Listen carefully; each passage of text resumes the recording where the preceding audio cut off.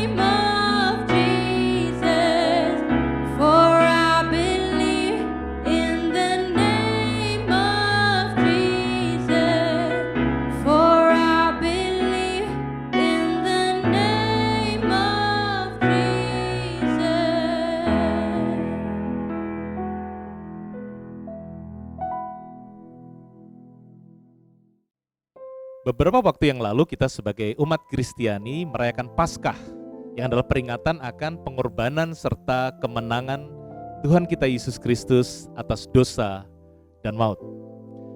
Dalam tradisi gereja, perayaan Paskah umumnya difokuskan pada pekan suci yang dimulai dengan Minggu Palem untuk mengingat bagaimana Tuhan Yesus masuk ke kota Yerusalem dan disambut meriah oleh banyak orang dengan mereka melambai-lambaikan daun palem.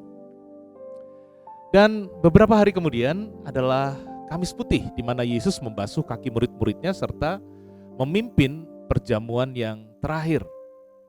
Dan disusul keesokan harinya dengan Jumat Agung untuk memperingati tentang penderitaan, penyaliban, dan kematian Tuhan Yesus.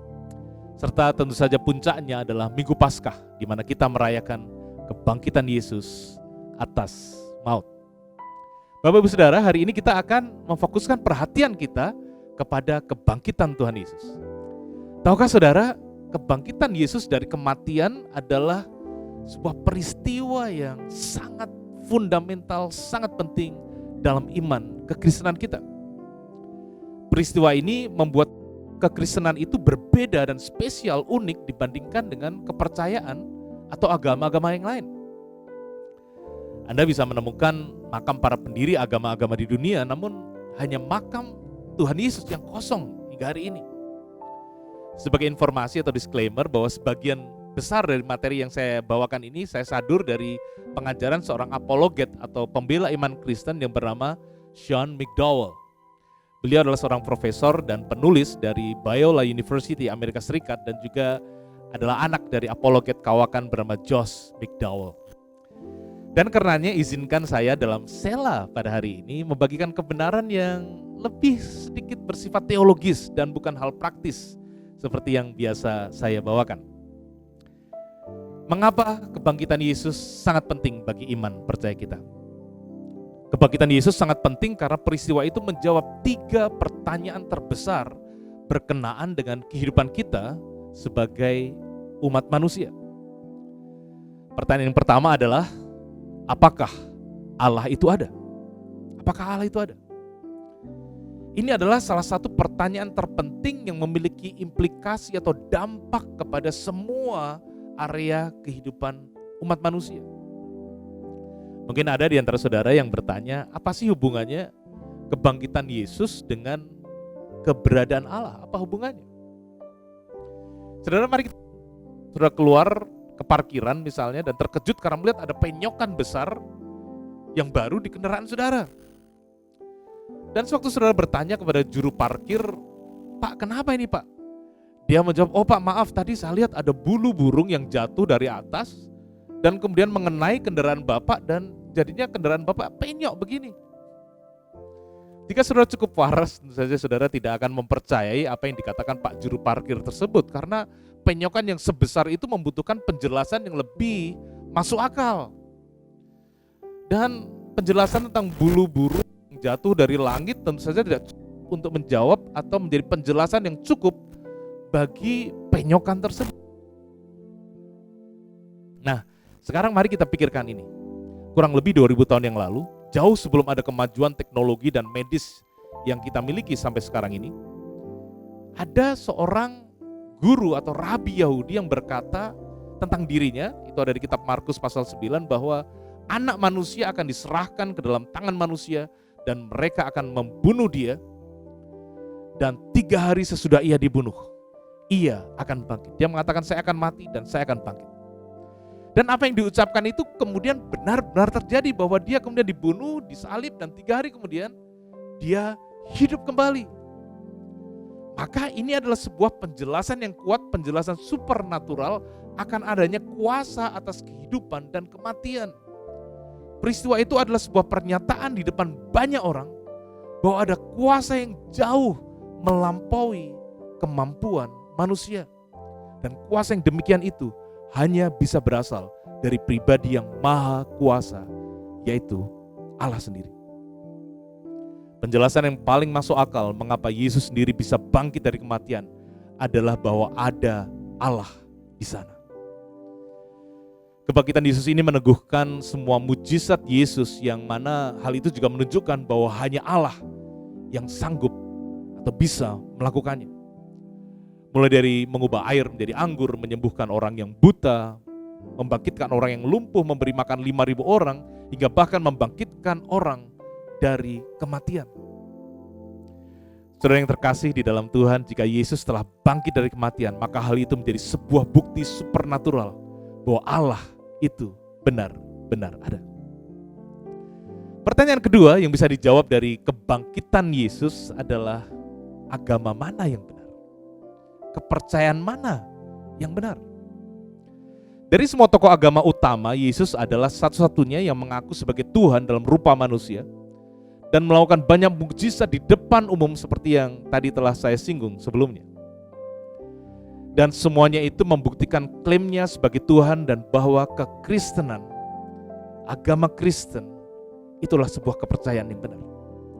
Jika dilihat sekilas atau dari permukaan saja, semua agama, saudara, khususnya agama-agama besar, tampaknya serupa dalam hal mengajarkan bagaimana hidup dalam kebaikan, hidup dalam moral. Namun jika kita meneliti lebih dalam, maka kita akan melihat perbedaan-perbedaan yang sangat besar dan mencolok dari inti ajaran agama-agama tersebut, saudara. Gambarannya ya seperti jika saudara pernah melihat foto atau video planet bumi dari luar angkasa atau dari bulan, maka kita melihat sepertinya bumi yang berwarna kebiru-biruan itu tampaknya bulat dan permukaannya mulus, saudara. Indah sekali. Namun saat kita melihat lebih dekat, maka akan terlihat betapa permukaan bumi itu tidak rata. Ada gunung, ada lembah, ada lautan, gurun, ada palung dan lain sebagainya. Satu hal yang kita perlu pahami di sini adalah bahwa semua agama, kembali konteks yang saya maksud di sini adalah agama-agama besar di dunia, mengklaim bahwa ajaran mereka lah yang paling benar, saudara. Nah, tentu saja kita tidak punya waktu untuk membahas klaim-klaim atau ajaran agama tersebut satu persatu untuk bisa membuat perbedaannya. Tapi yang bisa saya katakan di sini adalah bahwa perbedaan yang ada itu sangat besar dan bertentangan, dan secara nalar tidak mungkin disimpulkan bahwa semuanya benar, tidak mungkin. Karena sangat beda sekali ajaran-ajarannya. Jika malam atau dini hari tadi misalnya ada pertandingan sepak bola yang tidak bisa saya tonton, maka biasanya paginya saya akan mencari berita untuk mengetahui hasil pertandingannya. Coba bayangkan, saudara, di waktu saya membuka di Twitter atau mungkin di portal berita olahraga, saya membaca hasil pertandingannya adalah Arsenal menang 1-0 atas Chelsea. Tapi waktu saya cek di kantor berita yang lain, portal yang lain, tertulis di sana Arsenal kalah 1-0 dari Chelsea. Dan waktu saya bingung, saya cek kantor berita yang lain, saya tambah bingung karena di sana ditulis bahwa hasil pertandingan semalam Arsenal melawan Chelsea berakhir dengan seri 0-0. Jika saudara dalam posisi saya, maka saudara tidak bisa mengatakan bahwa berita dari ketiga kantor berita tersebut adalah sama benarnya berkenaan dengan hasil akhir pertandingan tersebut. Harus dan pasti ada satu saja yang benar. Ada sebuah film di awal tahun 2000-an yang berjudul The Body, di mana aktor utamanya adalah Antonio Banderas. Dia berperan sebagai seorang pastor Katolik, saudara. Nah, di film itu dikisahkan bahwa dunia dan gereja gempar karena ada penemuan kerangka manusia yang diduga berasal dari abad pertama Masehi di sebuah kuburan kuno orang kaya di Yerusalem, saudara. Dari tulang-tulangnya ditemukan ada tanda-tanda bekas penyalipan, serta di dekatnya ditemukan sebuah koin bergambar atau tertulis Pontius Pilatus. Tentu saja penemuan tersebut menimbulkan spekulasi bahwa itu adalah tubuh Yesus, yang berarti jika benar maka Yesus sebenarnya tidak pernah bangkit dari kematian. Jadi gereja Katolik pada waktu itu, sekali lagi ini cerita fiksi, saudara, ya, bukan beneran. Gereja Katolik kemudian mengutus salah satu pastornya yang diperankan Antonio Banderas tadi untuk menyelidiki dengan asumsi bahwa kabar itu hanya hoax semata. Dan ada satu adegan dalam film tersebut di mana si pastor ini, Antonio Banderas ini, untuk pertama kalinya masuk ke dalam kuburan tua itu. Di sana terekam wajah ketakutan, kepanikan, karena jika itu adalah benar-benar kerangka Yesus Kristus, maka hal itu berarti meruntuhkan seluruh iman kekristenan dan juga termasuk imannya sendiri secara pribadi akan runtuh. Saudara, Rasul Paulus dari dulu telah menegaskan betapa signifikannya kebangkitan Kristus dari antara orang mati, khususnya dia tuliskan di surat 1 Korintus 15 ayat 13 sampai 19. Ya, mari kita baca bagian ayat tersebut. Ayat 13. Dikatakan kalau tidak ada kebangkitan orang mati, maka Kristus juga tidak dibangkitkan. Tapi andai kata Kristus tidak dibangkitkan, maka sia-sialah pemberitaan kami dan sia-sialah juga kepercayaan kamu. Ayat 15. Lebih daripada itu, kami ternyata berdusta terhadap Allah karena tentang Dia kami katakan bahwa Ia telah membangkitkan Kristus, padahal Ia tidak membangkitkannya. Kalau andai kata benar bahwa orang mati tidak dibangkitkan, sebab jika benar orang mati tidak dibangkitkan, maka Kristus juga tidak dibangkitkan. Dan jika Kristus tidak dibangkitkan, ayat 17, maka sia-sialah kepercayaan kamu dan kamu masih hidup dalam dosamu. Ayat 18, demikianlah binasa juga orang-orang yang mati dalam Kristus. Ayat 19, jikalau kita hanya dalam hidup ini saja menaruh pengharapan pada Kristus, maka kita adalah orang-orang yang paling malang dari segala manusia. Jadi saudara yang dikasih Tuhan, kebangkitan Kristus adalah batu penjuru atau fondasi iman kekristenan kita. Jika Yesus tidak bangkit, maka iman kita semuanya sia-sia dan kita tetap hidup dalam belenggu dosa. Dikatakan kita menjadi orang yang paling malang, saudara. Kebenaran akan kebangkitan Yesus Kristus tidak bisa disangkal karena Dia telah menampakkan diri kepada murid-muridnya serta ratusan orang lainnya sebagaimana dicatat di surat 1 Korintus pasal yang ke-15. Jadi jika tadi kebangkitan Yesus telah menolong kita menjawab pertanyaan apakah Allah ada, kebangkitan Yesus dari kematian juga menjawab pertanyaan agama mana yang benar. Silakan saudara bisa menjawabnya sendiri.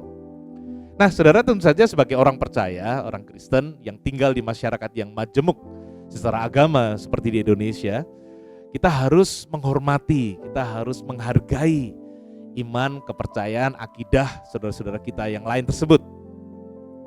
Namun pada saat yang sama, kita perlu mengerti bahwa ada perbedaan mendasar dari setiap kepercayaan tersebut. Dan kita sebagai orang percaya harus berpegang teguh dengan iman kita bahwa Kristus mati untuk menebus dosa-dosa kita dan Dia bangkit dari kematian supaya kita yang percaya kepadanya juga akan dibangkitkan dan beroleh kehidupan yang kekal. By the way saudara, jika ada barangkali yang penasaran seperti apa sih kisah akhir dari film The Body tadi, jangan khawatir saudara, penulis ceritanya cukup berbaik hati dan tidak memancing kontroversi dengan mengungkapkan bahwa kerangka tersebut yang ditemukan tadi ternyata bukanlah kerangka tulang belulang Yesus, tapi adalah salah satu pengikut Yesus yang meninggal dengan cara disalibkan. Pertanyaan ketiga yang bisa dijawab dari kebangkitan Yesus adalah ini saudara. Apakah ada kehidupan setelah kematian? Beberapa tahun yang lalu ada film lain saudara, namanya Flatliners. Ya harus diakui banyak film yang beredar yang membuat kita bisa berpikir dan kadang-kadang relevan dengan hal-hal kerohanian kita. Nah di film Flatliners tersebut diceritakan ada beberapa mahasiswa kedokteran yang ingin tahu apakah ada kehidupan setelah kematian. Jadi karena mereka mahasiswa kedokteran, yang mereka lakukan untuk menemukan jawabannya adalah mereka bergantian menghentikan detak jantung mereka secara sementara, di mana kemudian indikator detak jantung menjadi flat atau garis datar atau flat line, makanya namanya flatliners. Mereka melakukan itu flat line-nya selama 15 detik, kemudian 30 detik, kemudian bahkan selama 4 menit yang merupakan titik di mana biasanya terjadi kematian di otak. Jadi setelah kondisi seorang itu mengalami flatline, beberapa detik kemudian teman-temannya akan berusaha menghidupkan jantung teman tersebut dan kemudian mereka setelah hidup lagi ditanyai apa yang mereka alami atau apa yang mereka lihat saat mereka mengalami kematian atau dalam flatline tersebut. Nah, saudara, ini tentu saja adalah eksperimen yang berbahaya dan sangat tidak disarankan untuk dilakukan. Bisa-bisa mati sungguhan dan tidak bisa hidup kembali. Tapi ini fiksi, saudara. Nah, walaupun ini saja adalah sebuah film semata, namun apa yang mereka lakukan ini sebenarnya masuk akal. Mereka ingin tahu apa yang seseorang alami setelah mengalami kematian. Jika kita ingin tahu apa yang ada di tempat yang lain yang kita tidak pernah datang, maka kita harus bertanya kepada orang yang pernah ke sana. Saudara, Tuhan Yesus bukan hanya mengalami kematian selama 15 detik atau 4 menit loh. Yesus mati selama 3 hari sebelum Dia kemudian bangkit. 1 Korintus 15 ayat 20 sampai 21 mencatat ini bagian kelanjutan dari ayat yang kita baca tadi. Tapi yang benar ialah bahwa Kristus telah dibangkitkan dari antara orang mati sebagai yang sulung dari orang-orang yang telah meninggal. Ayat 21. Sebab sama seperti maut datang karena satu orang manusia, demikian juga kebangkitan orang mati datang karena satu orang manusia. Saudara yang terkasih dalam Tuhan, orang yang tidak percaya akan adanya Tuhan akan berkata bahwa setelah manusia mati maka tidak akan ada apa-apa, mereka sirna, mereka hilang, gone. Namun kebangkitan Yesus dari maut menjawab pertanyaan bahwa sungguh ada kehidupan yang lain setelah kematian. Bahwa kehidupan kita ini bukan hanya di dunia yang sementara ini saja. Kematian, kebangkitan Yesus adalah menunjukkan ada sebuah dunia dan kehidupan lain yang bersifat kekal, yang Tuhan rindu untuk kita semua bisa ada di sana bersama dengan Dia. Saudara, inilah makna yang indah dan dalam dari kebangkitan Kristus yang baru saja kita rayakan dalam momen Paskah yang lalu. Kebangkitan Kristus menjelaskan kepada kita bahwa Tuhan itu ada, kekristenan itu benar, dan ada kehidupan setelah kematian. Barangkali ada di antara saudara yang sedang mengikuti sela pada hari ini pernah mempertanyakan keberadaan Tuhan. Atau barangkali ada yang meragukan apakah kekristenan ini kepercayaan yang benar. Dan mungkin ada juga yang tidak yakin apakah akan ada kehidupan yang lain setelah kita meninggal. Namun hari ini saudara mengatakan saudara rindu untuk membaharui iman saudara kepada Tuhan Yesus Kristus. Bahwa Dia adalah Allah yang menjelma menjadi manusia, yang rela mati untuk menanggung dosa dan pelanggaran kita, serta menawarkan kehidupan kekal di surga bagi siapa saja yang percaya kepadanya. Jika itu saudara, saya mau berdoa bagi saudara. Silakan saudara yang mau untuk didoakan untuk saudara mengikuti doa saya berikut ini. Mari kita berdoa. Tuhan Yesus, hari ini aku mengaku dengan mulutku bahwa Yesus adalah Tuhan. Dan aku percaya dalam hatiku bahwa Allah telah membangkitkan Yesus dari antara orang mati. Terima kasih Tuhan Yesus, sekarang aku telah menjadi orang percaya dan aku diselamatkan. Di dalam nama Tuhan Yesus, aku berdoa. Amin. Jika saudara tadi mengikuti doa saya, maka saudara sudah mendapatkan jaminan akan keselamatan dan kehidupan yang kekal. Buat Tuhan itu ada.